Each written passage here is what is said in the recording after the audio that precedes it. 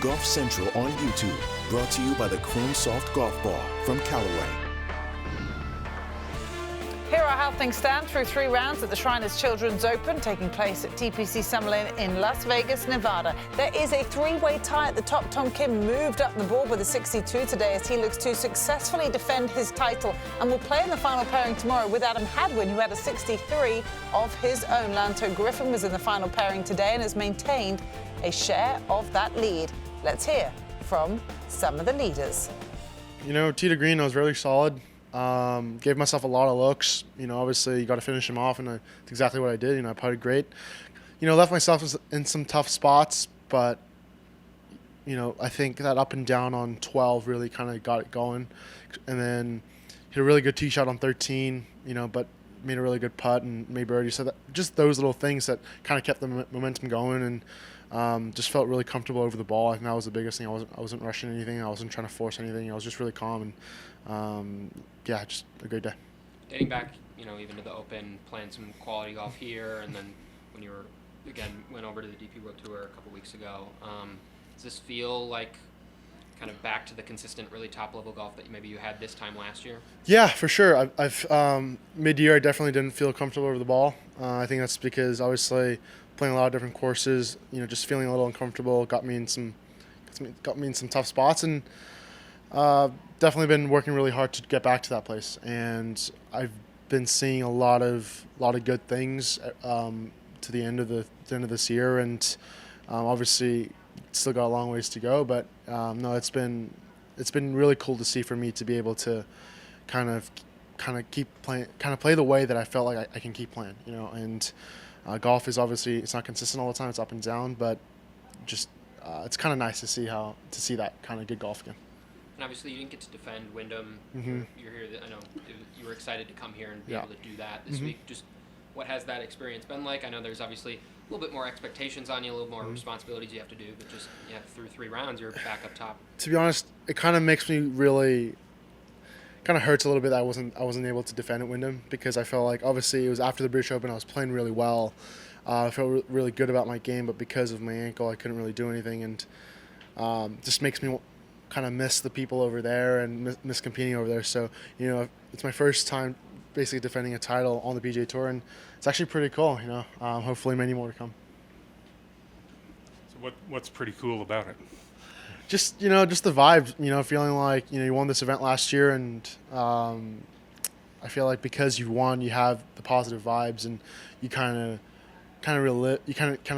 relive that kind of, you know, winning moment, and it kind of gives you that energy of like, okay, I have good vibes here, and I'm comfortable around here. I played well here, and just to be able to come back and just, if, you know, when you're kind of, especially now, like I'm near the leaderboard, at least I have a chance on Sunday, and I think it's just great for the tournament, and I think it's just, for me, I'm just glad that I'm able to, as a defending champion, kind of be able to compete on a Sunday. So we've seen a lot of 62, 63, 64s today. Mm-hmm. We'll probably see them tomorrow. Mm-hmm. What's the mindset being near the top of the pack?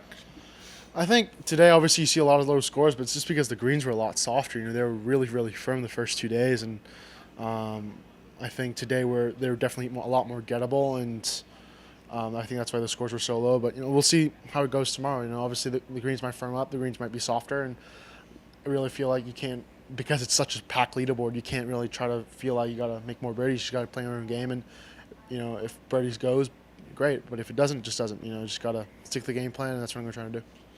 With so many chances out here, is this a course where you look at the leaderboard, or you just put your head down and try and make as many as you can? I feel like you just got to keep your head down and make as many as you can, because once you start looking at the leaderboard and you see guys making birdies, you feel like, oh, man, I need to start making birdies, and you start forcing things and almost go the opposite way. So that's exactly what I did last year, and I kept my head down and just try to play my own golf and see what happened, and, you know, it worked out last year. So tomorrow, just I have a game plan and stick to it and see what happens.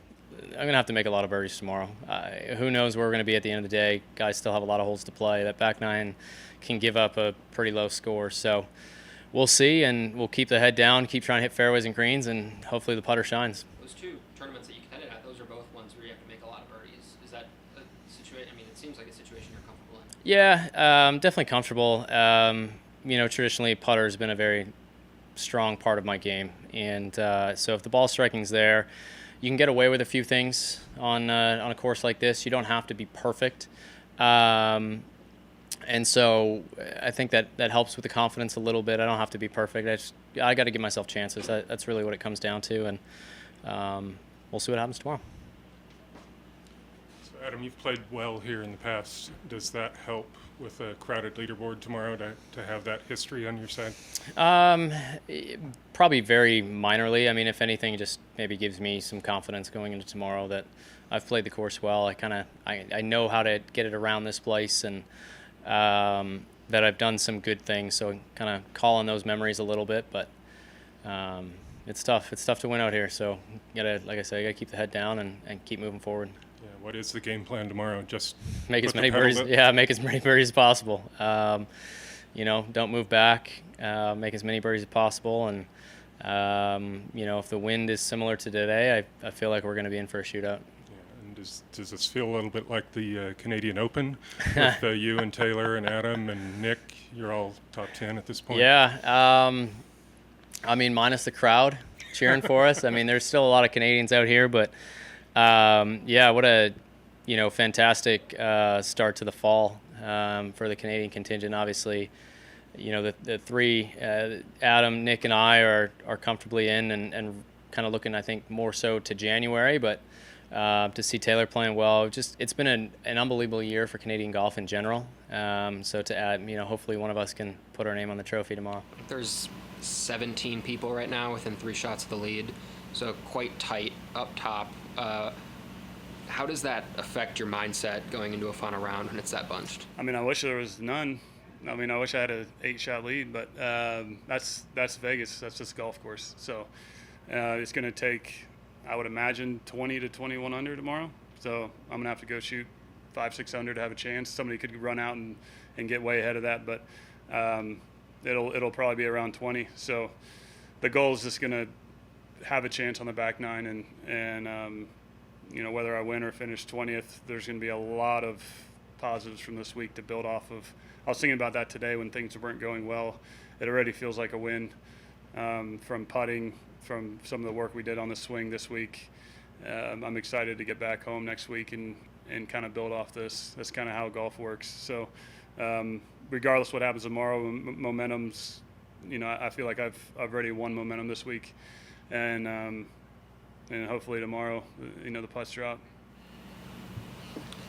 You talked about a conservative approach today off the tee with such a packed leaderboard. Is that the same game plan tomorrow? Yeah, just because for me to win tomorrow, it's going to be making putts. The way I'm swinging it right now, I'm not going to be. I don't see it changing from today to tomorrow to where I'm just flagging everything and feeling completely comfortable with my irons and wedges. So, but I also think that's the way to play this golf course. I've hit 3 drivers every day on the 3 par 5s. I haven't hit driver on any par 4 this week, but I've hit a lot of fairways with a 2-iron, and at elevation on a shorter course and firm, there's really no need to try and fit driver into these tight windows and be 40-50 yards. So I know I can make birdies from where I'm hitting 2-iron and 3-wood, and we'll just have to go make putts. And here's the Sunday schedule on Golf Channel. It all begins with the Spanish Open. We'll have pre-game coverage for you at 1 p.m. Eastern before final rounds on the PGA Tour Champions and the Shriners Children's Open. We'll see you then.